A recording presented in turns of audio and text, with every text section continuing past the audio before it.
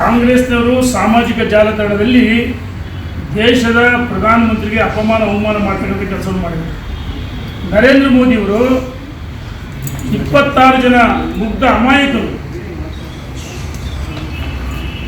ಪಹಲ್ಗಾಮ್ನಲ್ಲಿ ಆ ದಾಳಿ ಘಟನೆ ನಡೆದಾಗ ಸೌದಿ ಅರೇಬಿಯಲ್ಲಿದ್ದರು. ಪ್ರವಾಸವನ್ನು ಮೊಟಕುಗೊಳಿಸಿ ದೇಶಕ್ಕೆ ಬಂದು ವಿಮಾನ ನಿಲ್ದಾಣದಲ್ಲಿ ಉನ್ನತ ಮಟ್ಟದ ಸಭೆ ಮಾಡಿದರು.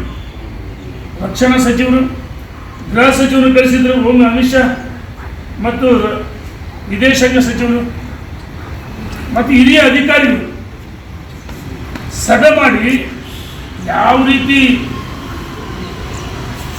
ಉಗ್ರಗಾಮಿಗೆ ತಕ್ಕ ಪಾಠವನ್ನು ಕಲಿಸ್ಬೇಕಂತೇಳಿ ಈಗಾಗಲೇ ಮನೆಗಳನ್ನು ಧ್ವಂಸ ಮಾಡ್ತಾ ಇದ್ದಾರೆ, ಹುಡುಕಿ ಹೊಡಿತಾ ಇದ್ದಾರೆ. 100ಕ್ಕೂ ನರೇಂದ್ರ ಮೋದಿ ಸಂಕಲ್ಪ ಮಾಡಿದರೆ ಅಷ್ಟು ಸುಲಭ ಬಿಡಲ್ಲ.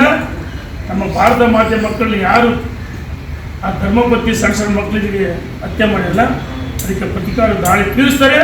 ನಿನ್ನೆನೂ ಸಹ ರಾಜನಾಥ್ ಸಿಂಗ್ ಮತ್ತು ಹಿರಿಯ ಮಂತ್ರಿಗಳೆಲ್ಲ ಭೇಟಿ ಮಾಡಿ ಪ್ರಧಾನಮಂತ್ರಿಗಳು ಈಗಾಗಲೇ ಪಾಕಿಸ್ತಾನ ಮಾಡ್ತಕ್ಕಂಥ ಕೃತ್ಯ ಪಾಪಿ ನೋಡಿ. ನಾನು ಕೇಳಕ್ಕೆ ಇಚ್ಛೆ ಪಡ್ತೀನಿ, ಸಿಂಧೂ ನದಿ ನೀರನ್ನು ಬಿಟ್ಟರೆ ರಕ್ತಪಾತ ಆಗುತ್ತೆ ಅಂತ ಹೇಳಿ ಬಿಲಾಲ್ ಭುಟ್ಟೋ ಕಾಂಗ್ರೆಸ್ ಅರ್ಥ ಮಾಡ್ಕೊಳ್ರಿ. ಲಂಡನ್ನಲ್ಲಿ ಭಾರತೀಯರು ಭಾರತ ಮಾತೆ ಧ್ವಜವನ್ನು ಹಿಡಿದು ಪ್ರತಿಭಟನೆ ಮಾಡಿದರೆ ಅಲ್ಲಿಯ ಪಾಕ್ ರಾಯಭಾರಿ ಹೇಳ್ತಾರೆ ರಕ್ತಪಾತ ಆಗುತ್ತೆ, ಎಚ್ಚರಿಕೆ. ಅಂದರೆ ಇವ್ರಿಗೆ ಸ್ವಾಭಿಮಾನ ಕಾಂಗ್ರೆಸ್ನಲ್ಲಿ ರಾಜಕಾರಣ ಮುಖ್ಯನಾ? ಸಾವಿನ ಮನೆಯಲ್ಲಿ ರಾಜಕಾರಣ ಮಾಡ್ತಾ ಇದ್ರಿ. ಮೊನ್ನೆ ತಾನೇ ನಮ್ಮ 26 ಜನ ಕರ್ನಾಟಕದ 3 ಅಮಾಯಕರು ಹತ್ಯೆ ಆದರೆ ನೀವು ಕಾಂಗ್ರೆಸ್ ಸಾಧನ ಸಮಾವೇಶ ಅಂತ ಒಂದು ಕಡೆ ಹೇಳ್ತೀರಿ, ಇನ್ನೊಂದು ಕಡೆ ಕೇಂದ್ರ ಸರ್ಕಾರ ವಿರುದ್ಧ ಪ್ರತಿಭಟನೆ. ಕೇಂದ್ರ ಸರ್ಕಾರದ ವಿರುದ್ಧ ಪ್ರತಿಭಟನೆ ಮಾಡ್ತಕ್ಕಂಥ ನೈತಿಕ ಹಕ್ಕಿಲ್ಲ. ಸಾವಿನ ಮನೆ, ಸೂತಕದ ಮನೆಯಲ್ಲಿ ನೀವು ವಿಜಯೋತ್ಸವನ ಆಚರಿಸ್ತೀರಿ, 2 ವರ್ಷ ಸಾಧನ ಸಮಾವೇಶ ಆಚರಿಸ್ತೀರಿ.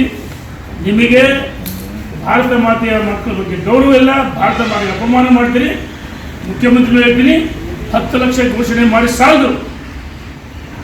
ಕರ್ನಾಟಕದಲ್ಲಿ 3 ಜನ ಅವರಿಗೆ ಶಿಕ್ಷಣ ಮಕ್ಕಳಿಗೆ ಕೊಡೋಕ್ಕೋಸ್ಕರ ಅವರ ಕುಟುಂಬಕ್ಕೆ 1 ಕೋಟಿ ಕೊಡಬೇಕಂತ ಹೇಳಿ ನಿನ್ನೆ ನಾನು ಸಾಂತ್ವನ ಹೇಳಿದ್ದೀನಿ.